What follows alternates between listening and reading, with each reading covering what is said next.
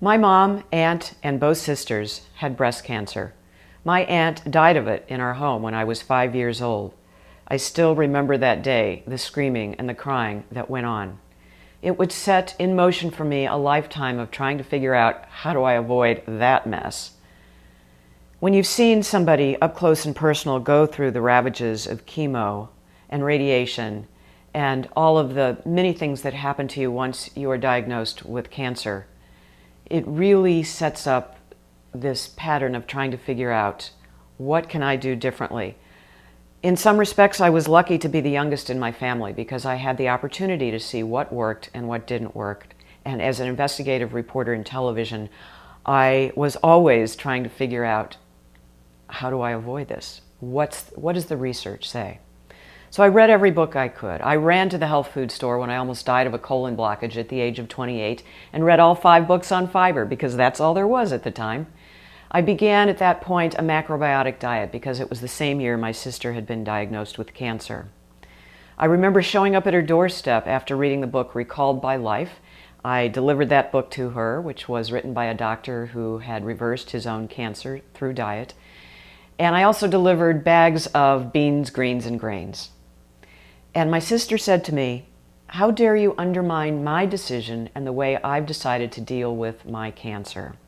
It taught me a lot as I would go forward and begin teaching cancer prevention classes for the national nonprofit, the Cancer Project. I would see people in my class reverse diseases all the time. And indeed, there was one woman, Corky Carlson, who lost 120 pounds in 8 months, never counting a calorie and loving the food. She had also been diagnosed with one of the more fatal forms of cancer, multiple myeloma. Doctors didn't give her long to live, but 8 years later, she is alive and well and doing great and still loving the food. I have been focused on how to try and avoid cancer because that has been my perspective.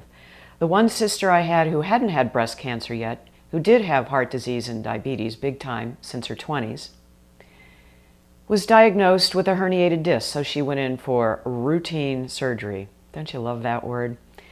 She flatlines on the table, getting MRSA entering in through the IV, and she is now a quadriplegic in a nursing home for the rest of her life.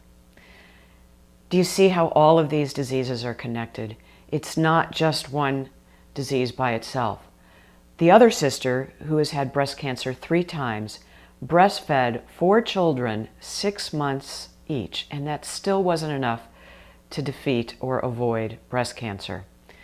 As you can tell, I'm feeling like I'm a pretty marked woman. I became a La Leche League leader. That is a breastfeeding information and support organization. I did that for 6 years while I was a stay-at-home mom with my 3 daughters. And you know, now we know that breastfeeding is actually preventative, not only in the mother when you breastfeed, but it also is preventative in female offspring. So that's something that's was even more amazing to me, that so much of what we can do in our lifestyle affects the outcome. But as I said, in my family it wasn't enough. So that's another reason that I decided to stay on a plant-based, well-balanced vegan diet for the rest of my life. It seems to be, for me, running, as you can see from some of the awards that I've won, 51 to be exact, in 5K races for my age group where I've placed. So this combination of running and a vegan diet have, I believe, at least for me, prevented breast cancer. Now, I don't know if I have the gene or not. I wouldn't do anything differently if I did. So I think it's important, though, to get as much information as you can. And unfortunately, the stories like with Angelina Jolie doing prophylactic mastectomies because of her family history give so much attention to that as being a solution.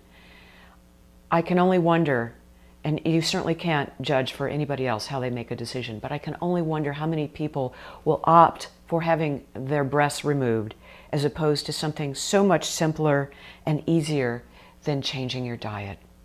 Unfortunately, most doctors don't get a single nutrition class in medical school. So how many doctors are out there saying, why don't you try doing a plant-based diet instead of having your breasts removed? You know, I avoided a hysterectomy by switching to a plant-based diet. You know, my path over the past 32 years has not been straight and narrow. I worked in financial services where I had no control over my diet and got away from eating a plant-based diet, and then found myself a second time in the emergency room following that colon blockage, facing a hysterectomy. I had hemorrhaging fibroid tumors, and the decision in the emergency room at that time was do a hysterectomy right now. But my regular obstetrician got on the phone and said, Ellen, go back to that plant-based diet and call me in the morning.